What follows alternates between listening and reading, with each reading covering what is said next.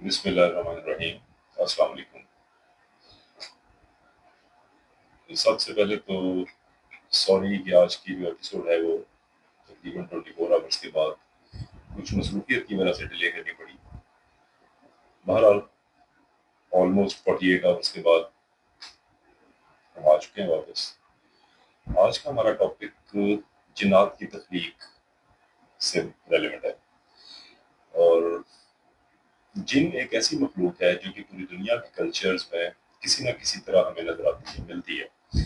لیکن جتنے لوگ ان کو مانتے ہیں ادھر ہمیں پتہ چلتا ہے کہ آلموسٹ اتنے ہی لوگ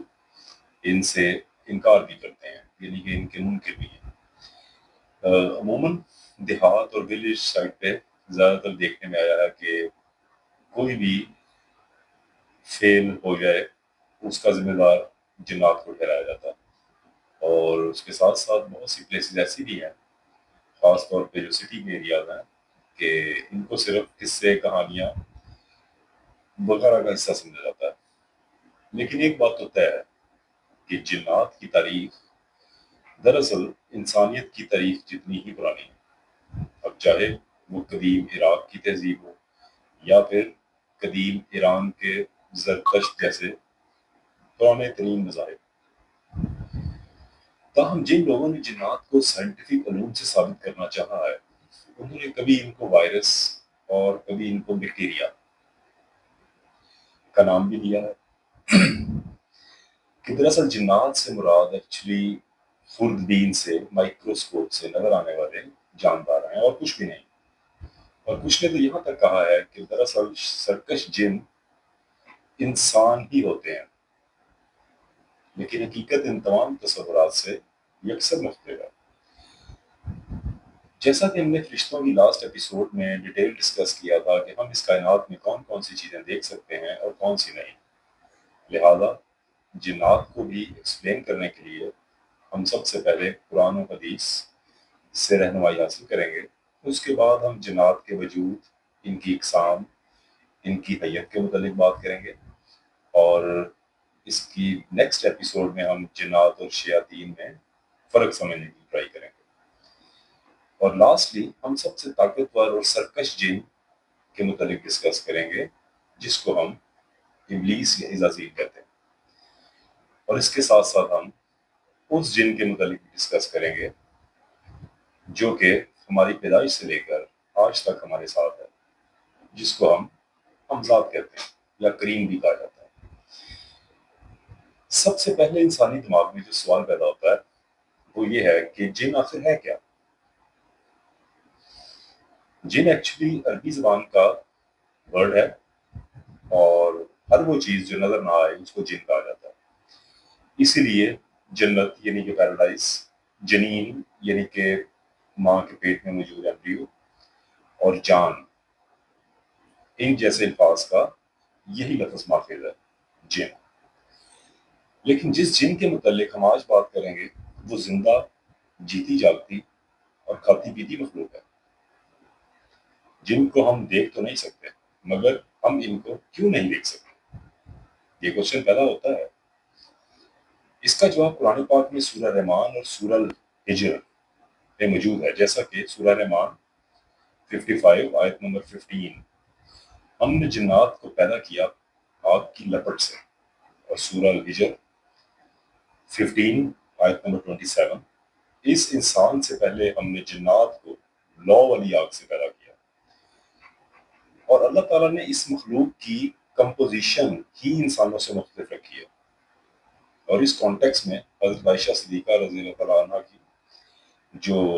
سلسلہ الصحیحہ میں 3155 نمبر سے حدیث درج ہے، مروی ہے کہ جہاں حضور صلی اللہ علیہ وآلہ وسلم نے فرمایا تھا کہ اللہ تعالیٰ نے ملائکہ کو نور سے، جنات کو آگ سے،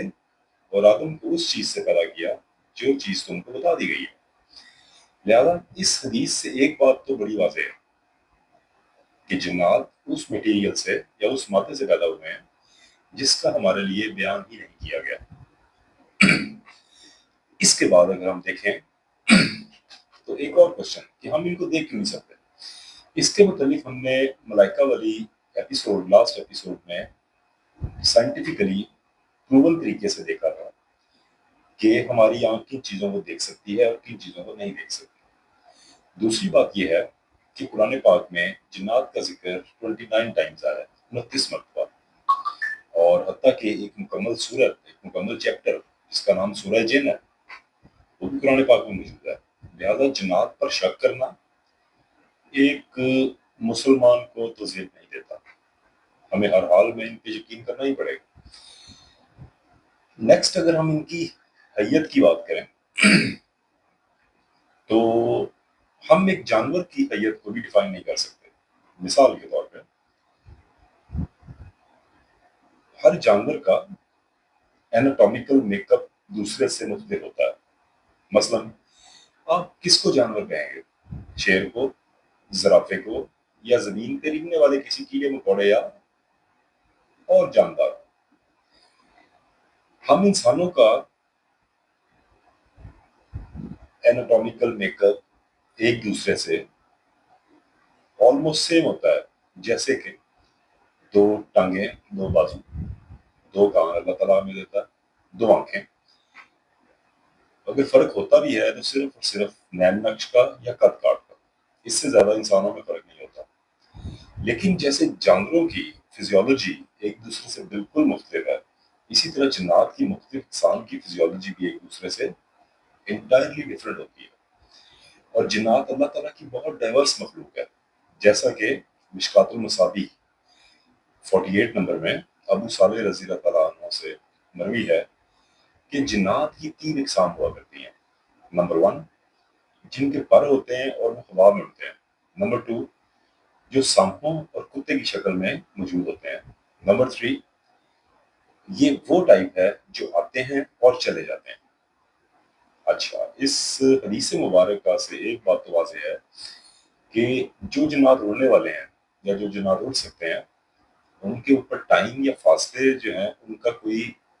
معنی نہیں ہے، ان کے لیے کوئی اس چیز کا فرق نہیں پڑتا کہ ٹائم اینڈ اسپیس کا۔ اور اس بات کی تصدیق سورہ جن میں اللہ نے فرمائی ہے۔ سورہ جن 72 آیت نمبر 09، قرآن کے نازل ہونے سے پہلے ہم باتیں سننے کے لیے آسمان میں جگہ جگہ بیٹھ جایا کرتے ہیں۔ اس واقعے کا آغاز دراصل سورۃ الاحقاف 46 آیت نمبر 29 میں اللہ تعالیٰ کی ذات پاک کرتا ہے کہ یاد کریں کہ ہم نے جنات کی ایک جماعت کو آپ کی طرف متوجہ کیا تاکہ وہ قرآن پاک سنیں۔ یہ واقعہ دراصل وادی نخلا میں پیش آیا تھا، جب حضور صلی اللہ علیہ وآلہ وسلم صحابہ کرام کو فجر کی نماز پڑھا رہے تھے کہ اس وقت نصیب ہینس اور نخلا کے کچھ جنات وہاں سے گزرے، اور وہاں سے گزرتے ہوئے آپ سرکار صلی اللہ علیہ وآلہ وسلم کی طرف متوجہ ہوئے۔ اور یہ واقعہ بخاری شریف کی حدیث نمبر 773 میں بیان فرمایا گیا ہے کہ نبوت کے بعد ایک وقت آیا کہ جب جنات کو آسمانوں کی خبریں لینے سے روک دیا گیا، اور آسمان کی طرف جاتے وقت ان پر آگ کے انگارے پھینکے جاتے تھے۔ اور اسی بات کی وجہ سے، اسی بات کو دراصل جاننے کے لیے جنات پوری زمین پر پھیل گئے کہ ایسا کیوں کیا جا رہا ہے کہ جب ہم آسمان کی طرف اڑتے ہیں تو ہمیں اجازت کیوں نہیں مل رہی اوپر جانے کی۔ اور اسی دوران جب وہ وادی تہامہ کی طرف جا رہے تھے کہ وادی نخلا سے گزرتے ہوئے انہوں نے حضور عالی مرتبہ صلی اللہ علیہ وآلہ وسلم کو قرآن پاک کی تلاوت فرماتے سنا، اور انہوں نے کہا کہ اللہ کی قسم یہی ہے وہ جو ہمارے لیے آسمان کی خبریں روک دیے جانے کا باعث ہے۔ اور یہی وہ موقع تھا جب سرکار صلی اللہ علیہ وآلہ وسلم پر سورہ جن کی یہ آیات نازل ہوئی تھی۔ سورہ جن 72 آیت نمبر 1، کہہ دیجئے کہ مجھے وحی کی گئی ہے کہ جنات کی ایک جماعت نے قرآن پاک سنا اور کہا کہ ہم نے عجیب قرآن سنا ہے۔ اسی رات حضرت زبیر بن عوام رضی اللہ عنہ بھی آپ کے ساتھ تھے، اور مسند احمد 8752 میں درج ہے کہ حضرت سفیان رضی اللہ عنہ فرماتے ہیں کہ جنات گھنے بالوں یا گہرے بادلوں کی طرح وہاں جمع ہو گئے تھے سرکار صلی اللہ علیہ وآلہ وسلم کے گرد میں۔ اور امام بہقی کی دلائل نبوہ میں درج ہے کہ یہ 7 یا 9 جن تھے، ٹوٹل 7 یا 9 جنات تھے جو سرکار صلی اللہ علیہ وسلم کے ارد گرد جمع ہو گئے۔ ان کی نظر نہ آنے والے جنات کے حوالے سے حضرت عبداللہ بن مسعود رضی اللہ تعالیٰ عنہ سے روایت ہے، جس کو لیلۃ الجن کہا جاتا ہے۔ مسلم 1007 میں یہ درج ہے کہ اس کے مطابق ایک رات ہم آپ کے ساتھ موجود تھے کہ ہم سے آپ سرکار صلی اللہ علیہ وآلہ وسلم گم ہو گئے۔ ہم نے آپ کو وادیوں اور گھاٹیوں میں کافی تلاش کیا مگر ڈھونڈ نہ سکے، اور ہم خوفزدہ ہو گئے کہ آپ کو کسی نے اغوا یا معاذ اللہ شہید نہ کر دیا ہو۔ عبداللہ بن مسعود رضی اللہ عنہ مزید کہتے ہیں کہ وہ رات ہم پر ایسے گزری کہ بہت بدترین رات ہوتی ہے، مگر جب صبح ہوئی تو ہم نے دیکھا کہ آپ ہرا کی جانب سے تشریف لا رہے ہیں۔ جب ہم نے سرکار صلی اللہ علیہ وسلم سے اس کے متعلق پوچھا تو آپ نے فرمایا کہ رات میرے پاس جنات کی دعوت دینے والا آیا اور میں اس کے ساتھ چلا گیا اور ان کے سامنے قرآن پاک کی قرأت کی، اور بعد میں آپ ہمیں ساتھ لے کر وہاں گئے بھی اور ہمیں ان کے پیروں کے نشانات بھی دکھائے، یہاں تک کہ ان کی آگ کے نشان بھی دکھائے۔ اس کے بعد جنات کی ایک شکل سانپوں کی طرح بھی ہوتی ہے، جیسا کہ سلسلہ صحیحہ کی حدیث نمبر 3150 میں حضرت عبداللہ بن عباس رضی اللہ تعالیٰ عنہ سے مروی ہے کہ آپ نے فرمایا کہ سانپ جنات کی مسخ شدہ صورتیں ہیں، جیسا کہ بنی اسرائیل قوم کو اللہ تعالیٰ کی ذات پاک نے بندروں اور خنازیر کے روپ میں تبدیل کیا۔ یہ بڑی انٹرسٹنگ بات ہے کہ جو سانپ ڈھونڈنے والے ہم دیکھتے ہیں یہ جنات کی ہی مسخ شدہ شکل ہے حدیث مبارکہ کے مطابق۔ آپ سب نے اس کے بعد اگر ہم دیکھیں حضرت سلیمان علیہ السلام، ان کی حکومت جو اللہ تعالیٰ کے برحق نبی تھے جنات کے اوپر بھی تھی، اور اس کے متعلق آپ نے ضرور سن رکھا ہوگا۔ اس کے متعلق ہم بعد میں تفصیلاً بات بھی کریں گے، مگر یہاں سورہ صاد کی 2 آیات کا ذکر میں کرنا چاہتا ہوں۔ سورہ صاد: ہم نے طاقتور جنات کو سلیمان علیہ السلام کا فرما بردار کر دیا، اور ہر عمارت بنانے والے کو اور ہر غوطہ خور کو بھی اور دوسرے جنات کو بھی جو زنجیروں میں جکڑے رہتے۔ اسی حوالے سے ہمیں ایک اور ریفرنس بھی 9ویں صدی کے عراقی اسکالر ابو خراج محمد کی کتاب الفہرست سے بھی ملتا ہے، جس کی اوریجنل کاپیز آج بھی استنبول، ویانا، پیرس اور برلن کے میوزیم میں موجود ہیں، جس میں انہوں نے ان 72 جنات کا ذکر تفصیل سے کیا ہے جو حضرت سلیمان علیہ السلام کے دربار میں موجود ہوا کرتے تھے۔ اس حوالے سے ایک اور ریفرنس ہمیں ابو الفضل محمد الطباسی کی 1089 عیسوی میں ایک لکھی گئی کتاب الشامل فی البحر الکامل میں بھی ملتا ہے،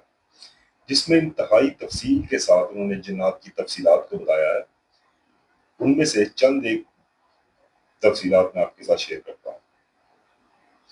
ان میں سے ایک کا نام المذاہب ہے کہ وہ ایسا جن تھا کہ جس کا جسم سونے کی طرح چمکتا تھا۔ دوسرے جن کے متعلق وہ ذکر کرتے ہیں اس کا نام العبید تھا کہ جس کا جسم بہت زیادہ سفید تھا۔ عربی میں ہم اس کو پڑھیں گے تو الابیت پڑھیں گے، سفید، اور اس کا پورا جسم جو ہے وہ ویزیبل تھا، نظر آتا تھا۔ پھر ایک جن کا ذکر وہ اپنی کتاب میں کرتے ہیں الاحمر کے نام سے، جس کی جلد سرخ رنگ کی اور جس کی ٹانگوں کا صرف اوپری حصہ تھائز صرف وہ نظر آتا تھی۔ پھر ایک جن جس کا نام بورکن تھا اور جس کی آواز بہت گرجدار تھی، اور جب وہ حاضر ہوتا تھا تو اس کی صرف اور صرف کمر کا حصہ نظر آتا تھا۔ اس کے بعد آپ ذکر کرتے ہیں ایک اور جن جس کا نام شمورش تھا کہ اس کے آنے کے وقت اس کے پیٹ کی جھلک نظر آتی تھی، باقی باڈی اس کی انویزیبل رہتی تھی، صرف اس کے پیٹ کی جھلک نظر آتی تھی۔ پھر ایک میمون نامی جن کہ جس کے صرف پاؤں نظر آتے تھے، اور ایک جن زبآ جو کہ مٹی کے طوفان کے ساتھ سفر کرتا تھا۔ اس جن کے متعلق ایک ریفرنس ہمیں حضرت عیسیٰ علیہ السلام کے صرف 100 سال بعد لکھی جانے والی ٹیسٹمنٹ آف سولومن میں بھی ملتا ہے کہ حضرت سلیمان کے دور میں ایک جن تھا جو مٹی کے طوفان میں سفر کرتا تھا، اور حضرت سلیمان علیہ السلام نے ایک شخص کو صحرا میں مشکیزہ دے کر بھیجا اور بولا کہ جب ہوا چلے تو مشکیزے کا منہ کھول دینا، اور اسی طرح وہ شخص زبال کو مشکیزے میں لے جانے میں کامیاب ہو گیا، اور پھر اسی جن کو استعمال کرتے ہوئے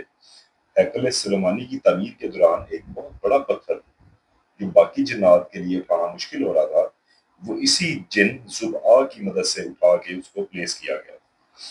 اور ہمیں یہ بات بھی پتہ چلتی ہے کہ حضرت سلیمان علیہ السلام کو نہ صرف جنات پر حکومت دی گئی تھی، بلکہ وہ آپ کے لیے عمارتیں بھی تعمیر کیا کرتے تھے، اور وہ آپ کے حکم پر سمندر کی گہرائیوں میں غوطے بھی لگایا کرتے تھے۔ لعنت الجن والی حدیث ہی میں جنات نے آپ سے اپنی خوراک کے متعلق بھی سوال کیا تھا، اور سرکار صلی اللہ علیہ وآلہ وسلم نے فرمایا تھا کہ ہر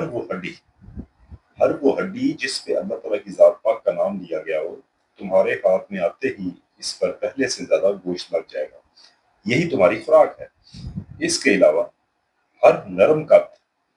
ہر نرم قدم والے اونٹ اور کٹے سموں والے جانوروں کی لید، جانوروں کا فضلہ in other words، تمہارے جانوروں کا چارہ ہے۔ اور اسی وجہ سے آپ سرکار صلی اللہ علیہ وآلہ وسلم نے ہمیں انسانوں کو ان دونوں چیزوں سے، ہڈیوں سے اور لید سے، استنجا کرنے سے منع فرمایا۔ یہاں تک پہنچ کر ہمیں کافی حد تک جنات کے بارے میں اندازہ ہو گیا ہے کہ وہ دیکھنے میں کیسے ہوتے ہیں، وہ کھاتے پیتے کیا ہیں، اور ان کو اچھائی یا برائی کا بھی علم ہوتا ہے۔ لیکن ان کی تخلیق کی حقیقی کمپوزیشن کے لیے قرآن پاک نے معارج کا لفظ بھی استعمال کیا ہے، یعنی کہ بغیر دھوئیں کی آگ، اور سموم کا لفظ بھی استعمال کیا ہے، یعنی کہ آگ کی تیز لپٹ۔ اب یہ آگ دیکھنے میں کیسی ہے، تو اس بات کا پتہ ہمیں حضرت عائشہ کی حدیث سے مل جاتا ہے کہ ہم اس کی حقیقت کے متعلق شاید کبھی بھی نہ جان سکیں، کیونکہ اس کی حقیقت کو ہمارے لیے اللہ تعالیٰ کی ذات پاک نے بیان ہی نہیں کیا۔ یہاں تک پہنچ کے ہم اس ٹاپک کو کلوز کرتے ہیں۔ انشاءاللہ نیکسٹ ایپیسوڈ میں ہم اپنا جو سب سے طاقتور اور سب سے زیادہ سرکش جن ہے ابلیس، اس کے متعلق ڈسکس کریں گے، اور اس کے ساتھ ہم کریم حمزات کے متعلق بھی ڈسکس کریں گے۔ اور اگر آپ کو یہ انفارمیشن بینیفیشل لگی ہے تو کائنڈلی سبسکرائب کریں، اور لائک کا بٹن لازمی پریس کریں تاکہ باقی ویورز کو بھی یہ انفارمیشن جو ہے وہ پہنچ سکے۔ Thank you.